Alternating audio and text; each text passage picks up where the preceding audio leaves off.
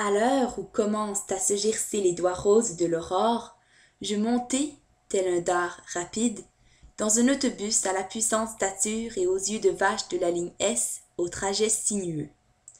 Je remarquai, avec la précision et l'acuité de l'Indien sur le sentier de la guerre, la présence d'un jeune homme dont le col était plus long que celui de la girafe aux pieds rapides, et dont le chapeau de feutre mou fendu s'ornait d'une tresse, tel le héros d'un exercice de style.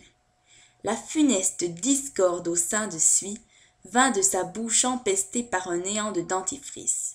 La discorde, dis-je, vint souffler son virus malin entre ce jeune homme au col de girafe et à la tresse autour du chapeau et un voyageur à la mine indécise et farineuse. Celui-là s'adressa en ces termes à celui-ci.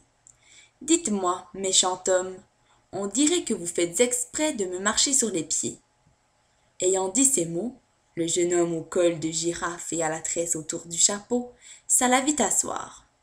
Plus tard, dans la cour de Rome aux majestueuses proportions, j'aperçus de nouveau le jeune homme au cou de girafe et à la tresse autour du chapeau, accompagné d'un camarade arbitre des élégances qui proférait cette critique que je pus entendre de mon oreille agile.